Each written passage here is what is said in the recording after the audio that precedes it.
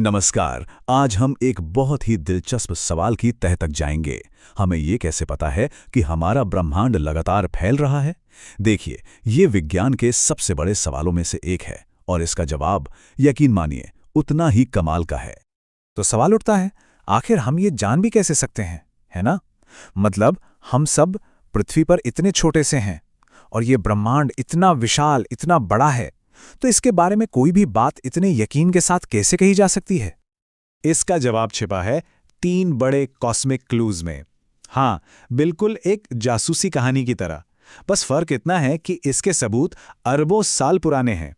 तो चलिए एक-एक करके इन सुरागों की पड़ताल शुरू करते हैं। तो हमारा पहला सुराग शायद सबसे सीधा और आसानी से समझ में आने वाला है। ये एक ऐसी चीज है जिसे वैज्ञानिकों ने करीब-करीब 100 साल पहले नोटिस करना शुरू किया था। एक ऐसा सच जिसने सबको चौंका दिया था कि आकाशगंगाएं यानी गैलेक्सीज हमसे दूर भाग रही हैं। अच्छा, इसे समझने के लिए ना पहले एक बहुत कॉमन चीज को समझते हैं, डॉपलर इफेक्ट। आपने ध्यान दिया होगा, जब कोई एम्बुलेंस तेज रफ्तार से हमारी तरफ आती है तो उसकी आवाज कितनी तीखी लगती है, और जैसे ही वो हमसे दूर जाने लगती है, आवाज एकदम से भारी हो जाती है। बस साउंड वेव्स का यही खिंचना और सिकुड़ना, यही तो है डॉपलर इफेक्ट।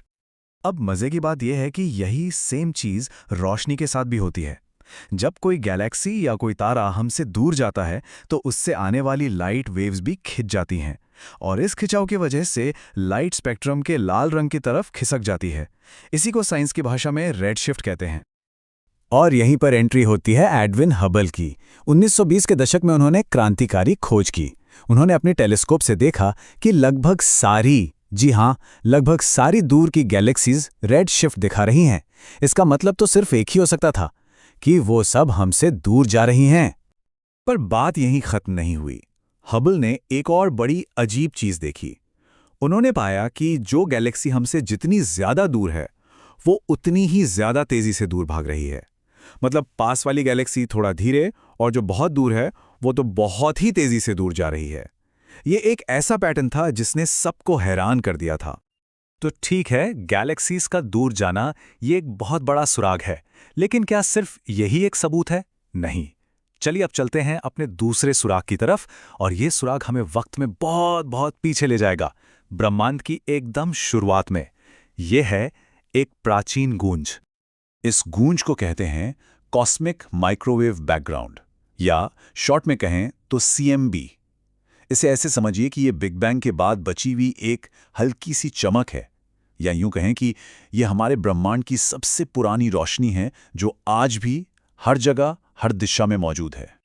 जरा कल्पना कीजिए, जब ब्रह्मांड शुरू हुआ था तो वो एक बहुत ही गर्म, बहुत घने कोहरे जैसा था जो रोशनी से लबालब भरा था। फिर बिग बैंग के करीब 3,80,000 साल बाद ब्रह्मांड थोड़ा फैला और ठंडा हुआ, इतना ठंडा कि वो रोशनी पहली बार आज़ादी से ट्रैवल कर पाई।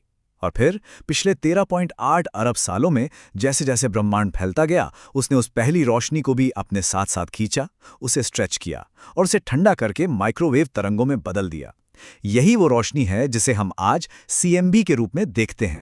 और आज जब हम इस पुरानी रोशनी का टेम्परेचर नापते हैं तो वो है करीब 2.7 केल्विन, मतलब एब्सोल्यूट जीरो से बस थोड़ा सा ही ऊपर, या सेल्सियस में कहें तो -270 डिग्री से भी ज्यादा ठंडा।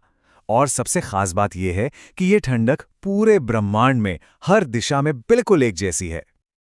और यही बात बहुत जरूरी है।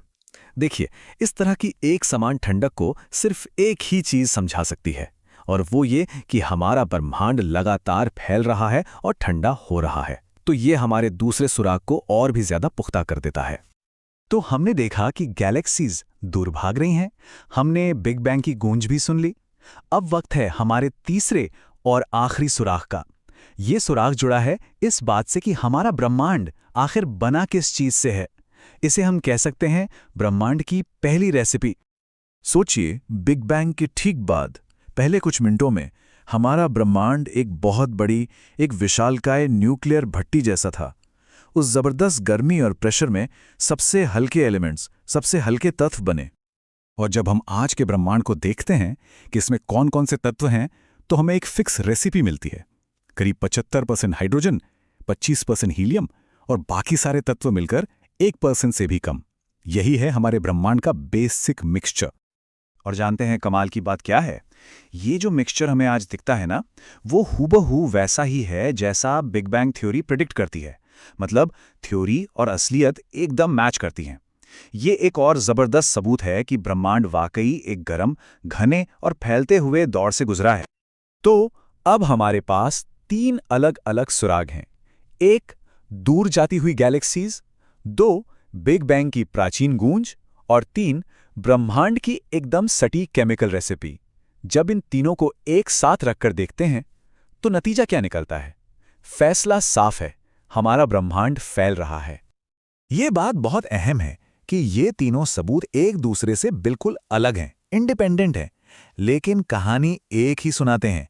गैलेक्सीज का रेडशिफ्ट, सीएमबी का ठंडा होना और हल्के एलिमेंट्स का सही अनुपात, सब के सब एक ही तरफ इशारा कर रहे हैं। तो इसका मतलब क्या हुआ? इसका मतलब ये नहीं है कि गैलेक्सियां किसी खाली स्पेस में रॉकेट की तरह उड़कर एक दूसरे से दूर जा रही हैं। नहीं, ऐसा बिल्कुल नहीं है। बल्कि इसका असली मतलब ये है कि स्पेस यानी अंतरिक्ष खुद फैल रहा है और वो गैलेक्सीज को अपने साथ बहाकर ले जा रहा है। और यही इस पूरी पड़ताल का सबसे गहरा और सबसे हैरान कर देने वाला सच है। और ये खोज ये हमें एक और भी बड़े और भी गहरे सवाल के सामने लाकर खड़ा कर देती है कि अगर ब्रह्मांड फैल रहा है तो आखिर ये किस चीज में फैल रहा है।